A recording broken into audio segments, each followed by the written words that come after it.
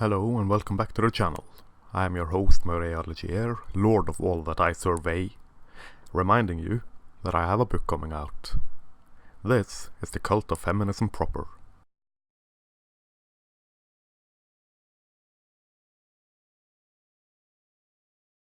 Have you accepted working into your heart and soul? She says, brushing a strand of hair dyed the color of danger away from her eyes as she longingly sucks on her cigarette. It's all here, in the scriptures.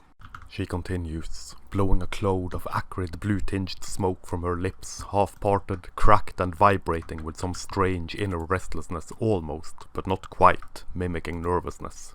Embracing the light of feminism will release you from all your woes and worries. In finding sacred working and feminism, I also understood and found my place in this world. She fumbles around in her purse for a while, cigarette resting solemnly in an ashtray meant to mimic a pair of labia lips. Gazing around her room, I see, amidst the chaos and turmoil of empty bottles and strange exotic teas, posters hanging on the walls reminding her solemnly, with big, bold words, that she is, in fact, a slave and a victim of circumstances beyond her control. In a strange and prophetic manner, these same posters miraculously manage to claim strength, a powerful and exemplary powerlessness, strength through weakness. I was lost, you see, but now I'm found. She reappears from her purse and hands me a bundle of pamphlets, very similar to the posters in design and, I assume, in message. It is strange how obvious it all is when someone just points it out to you. It's not me, you see. It is the thrice-cursed patriarchy pushing and prodding me, forcing me into bad decisions that have impacted my life in this most horrible manner. Here, she closes her eyes and, with much reverence, makes the sign of the holy womb in the air. My circumstances is not of my making. Girl, howdy was I happy when I figured that one out. Now I spend my days spreading the gospel and the teachings to any whom I encounter.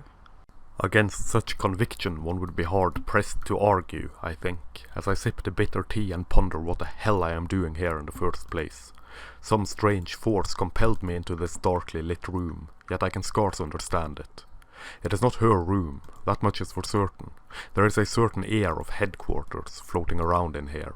Scents of hustling and bustling, evidence of meetings, stains of strange liquids on the tablecloth and on the carpet, a sacrificial altar of sorts placed in a corner, soiled tampons strewn about the place, a strong smell of sweat, of body odor, a gust of decay, walls crumbling, broken windows mended with sanitary napkins, blood-stained dinner plates, scum manifestos printed for cheap mass consumption, gloom and doom, a meaningless search for meaning, a strong sensation of teenage activism, simplistic and naive, political know-it-allism, dogmatic explorations made to explain it all, religious undertones, pinned to the wall, crucified martyrdom, a lonely acceptance of vile submission, crumbling walls, crumbling narratives, clinging to myths as though they were true. I thank her for the tea, grab the pamphlets and solemnly declare my intention to read them as I make ready to leave before more inhabitants of this foul cesspit arrive. She looks at me with eyes that do not see me, with eyes that see right through my skull and sees goodness knows what in my place. You had better read them, fuckface. Her whole demeanour changed in an instant. Where once was a sort of, kind of, distanced friendliness, there is now only dishevelled madness. I assume she understood my intentions not to read the pamphlets. I assume the holy ghost of Dworkin inhabited her body for a split second. I assume religious madness in place of reason. I assume many things as I stumble backwards towards the door, never once losing eye contact lest she stabs me in the back in a religious frenzy, driven by the certainty of her convictions and the quest for salvation, driven by a fanatical desire to cleanse the world of the unclean, unsaved, the ones who are not baptized in period blood, the ones who have not accepted the light, the Dworkin, the vulva and the holy womb.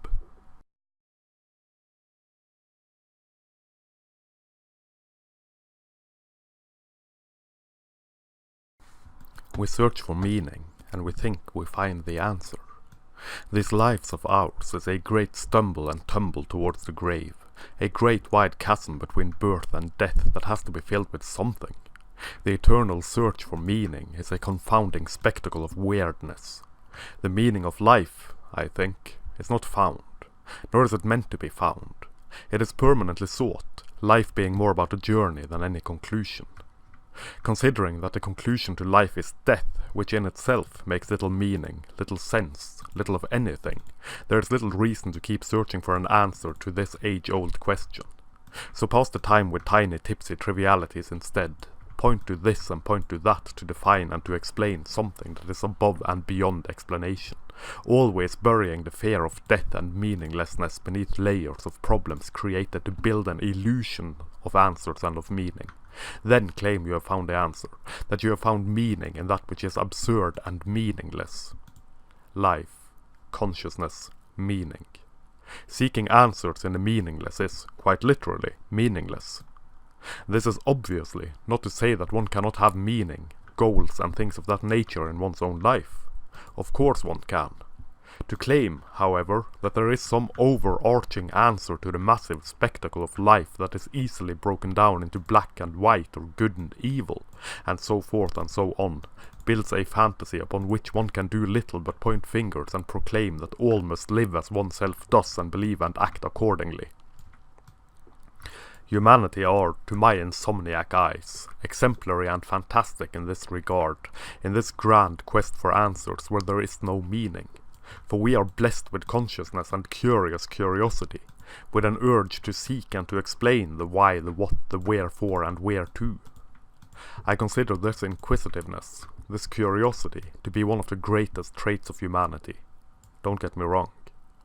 The problem lies not in the ones who seek, but in the ones who claim to have the answer and, as such, the solution beyond any flicker of a doubt. People of that nature are so often blinded by their belief to such an extent that they do not consider other points of view. Minds that are shut down, that are closed forever to outside influence because they claim to have the one and only answer. As such, there is no need for further questions. In particular when their own convictions and beliefs are questioned. This is Fanaticism 101, and a strong and determined stumbled towards doom. I am not the first, nor will I be the last, to make strong comparisons between religion and the victim cult that is feminism. Other people, far more brilliant and insightful than myself, have made this claim already, and it is easy to see why. Now, I would like to make it perfectly clear that this is not an attack on religion on my part. My issue lies not in what people personally believe, nor does it lie with religion. My issue lies with people who demand that everyone who does not believe as they believe, who does not believe as fervently and blindly as they believe, must be forced to believe as they believe. It all boils down to belief, as nothing these people state can be proven. And when disproven, they still cling to their beliefs as though their beliefs are the only thing that brings any meaning or joy to their lives. As though their entire world would tumble and crumble were they to change their views, or even question their views. In part, I suppose, this is because their entire identity is built around this one label, this one world view in which the world is built upon smouldering ruins, ash and dust. The bothering part of this way of thinking comes when people are so driven by their blindness that they aim to impose, with force, their meaning upon others, that they choose, willingly, to assault, harangue, harass and otherwise bully people into compliance, into conforming to their meaning, their path, their God and chosen destiny, as though there is no other variables, no other path, no other meaning to be sought. People who claim to have all the answers are willfully blind and should be stripped of their titles and their pride. They should be relocated to pig farms or something of that nature, to leave the podium open to people who are humble enough to admit that they do not know with certainty, but they have an idea and would you please consider it, thank you very much. Feminism is a secular religion. It has its own canon of anointed saints. It has its own dogmas and rules and regulations, its own scriptures and weird effigies. It has myths that will not die despite being debunked time and again, despite being proven to be wrong.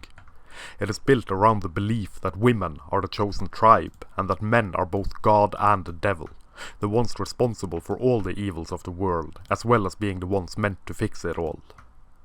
Women, in the eyes of feminism, are good for nothing but being slaves, permanently downtrodden and oppressed no matter what they do. And no matter what is done to ease the path women as a group walk through life, feminism will mumble and grumble and complain that it is not good enough. Because how could it be? How can anything be good enough for the chosen tribe? They are, after all, the chosen, and so they deserve anything, no matter how ridiculous. And it is men that must do for them, as men are God and the devil. Women are but mere humans, an elevated tribe of humanity perhaps, but human beings after all, no more capable or culpable than ants in an anthill. Whereas men are capable of all, and so must use this capability to ease the path women have to walk, poor wretches that they are. Women are, by the insistence of feminism, naught but humble servants, capable only of submitting to the actions of wicked men, hidden behind the obscenely obtuse God-devil dichotomy that is the patriarchy. God works in mysterious ways, and so, even when doing good, it could be considered bad. And the devil is a tempting and alluring son of a bitch, and his temptations are difficult to resist for anyone, man or woman. One need look no further than the words and deeds of feminism when faced with a woman so bold as to proclaim that she is in fact not oppressed, nor does she fear or detest men as a whole, to see the beast unveiled. They reach firmly and deeply into their bag of tricks to explain to her why she is wrong, that she is in fact oppressed and cannot do what men can do, cannot reach the heights that men reach for being held down for her gender and naught but her gender, so help me Dworkin. If she does not consider herself oppressed, feminism will do all that they can to make sure that she sees herself as oppressed, even disregarding her lived experience, despite the importance feminism places upon lived experience to disprove her. For feminism holds the answer. And the answer to their wretched lives and inner turmoil is that they are not responsible for it. They carry the brunt and the burden of womanhood, which must be celebrated and detested in equal measure, which must be hoisted high above the gloomy reality of the world and must see no evil, hear no evil, feel no evil, which can do no evil, speak no evil, and so forth and so on. It is the patriarchy making her believe she is not oppressed, that her choices and actions are her own and not those of the patriarchy. If she would only welcome the light of feminism into her heart and soul, she would see how oppressed she is. Her eyes will open to the realities of her slave existence, and she will recoil in horror and let them baptize her in period blood, and see herself as one of the chosen tribe, put on earth to suffer such hardships at the hands of the patriarchy that she actually believe that her choices are her own and not driven by the nebulous hands of the patriarchy, all-knowing, all-seeing, all-devouring that it is. The devil made her do it, in other words. And to repent for her sins, she must accept into her heart the shining light of feminism. She must eat the cracker of communion baked with vaginal yeast, drink the period blood of their Saviour presented her, and celebrate her vagina and her vulva and her womb as her own divinity and divine grace. Her only saving grace, in fact. Hell, they even have pussy hats, a curiously non-obscene obscenity to wear as symbols of their tribe and truth and path and what have you, just as a whole host of other religions wear headgear as a signifier of their faith. Setting this female-centric and culturally dominant secular religion alongside the gynocentrism in our species, the biological reality that women are more important than men are for the continuation of the species, and you have yourself a secular religion driven as much by the primitive reptilian brain as it is by popular vote, that one must protect women and children above all if this whole meaningless drivel of existence is to be driven forward. In protecting women the way that we tend to do, we accept and tolerate far more venom and vile and spite and wickedness from women than we do from men. Feminism even goes so far as to insist that it is the other way around, because they do not live in reality, but in myths, legends, fairy tales and fantasies. So, when feminism and its cohorts claim that men are all evil, all contributors to the nonsensical rape culture, all guilty of oppressing women, We cave in and we apologize and we crawl on our bellies to beg forgiveness and swear to do all that we can to alleviate the burden of women, for a chance of procreation, even if that means blatantly discriminating against men, even if that means blatantly hating and shaming all men for being men, even if that means placing all the responsibilities on men for everything bad, and stripping men of the honor for anything good. We do this instead of calling it out for the bigoted, nonsensical, hateful and dishonest screech, vomit and noxious waste that it is. Because this society just hates women so much that we bow our heads and necks in silent submission and acceptance and allow this, that and the other from women which we would not tolerate from men. Because this society so hates women that we have allowed the female-centric cult of feminism to dominate the cultural narrative for the past 60 years or so, demanding all men apologize profusely and pave the road in front of women with rose petals, gold and diamonds of the rarest and bloodiest sort. And it is never good enough. And the nonsensical screech never ends. For now, the lines in front of women's toilets are too long, and this is the fault of men. Blame men, then. Blame the patriarchy, instead of spending less time on the fucking toilet. For now, the air conditioning in office spaces are too cold for women, and this is the fault of men, despite women's dress codes in these places allowing for far lighter and cooler clothing than the dress codes do for men. For now, in case of divorce, a proposed default 50-50 shared parenting is somehow a step back for women. This despite feminism claiming that mothers are the default winners of custody because of patriarchy hating women. For now, women should not have to suffer imprisonment if they have committed heinous crimes. Men should still have to suffer this, of course. For now, any accusation of rape must be believed at once and not investigated, thus removing the presumption of innocence, removing the need for evidence, removing due process. For now, as it always have been, men are the only ones capable of domestic violence, and as such men who are victims of domestic violence at the hands of women need no support and are given no support nor belief. This despite evidence quite clearly to the contrary presented time and again. For now, women cannot rape men. For now, women are more often victims of violence than men are, despite the opposite being true. And on, and on, and on.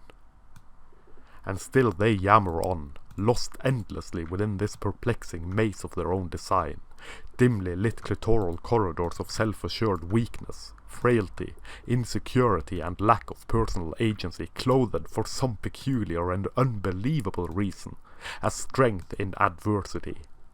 Feminism handcrafted a monstrous being, a beast of the apocalypse, hidden behind the ever-changing concept of equality. And that is then, equal to whom and equal how? For true equality in how our societies both view and treat the genders would most definitely be a step down for women. Feminism built this world in which they do honestly believe that men are treated superior to women. They propose solutions to problems they themselves dreamt up in silent bedsits and boudoirs, egged on by a sensation that me, myself and I have suffered this, and someone else, namely men, namely God, namely the devil, namely the patriarchy, must be to blame. Then demanding privilege, in the truest sense of the word, being private law, for them being women, and that is all there is to it. Gripped by the religious fervor and blind submission to faith that one can only find in the most frightfully self-assured believers in myths and legends, in unproven and disproven claims that still persist, they still persist in claiming to hold the answer. And that answer is quite simple. We must do all we can to help women, with the other side of the coin of course stating that we need not help men, for men are both God and the devil, not a chosen tribe, not even human. And in the midst of it all, in all the chaos and spectacle and noise and confusion, the question and the quest are both forgotten to those who claim to have the answer. Thank you very much for watching. I hope you enjoyed this ramble as well as my other ramblings. please consider sharing, liking, subscribing and all that jazz. That would help the message, such as it is, be manspread far and wide. Take a look at the links down below as well, if you please. Catch you next time.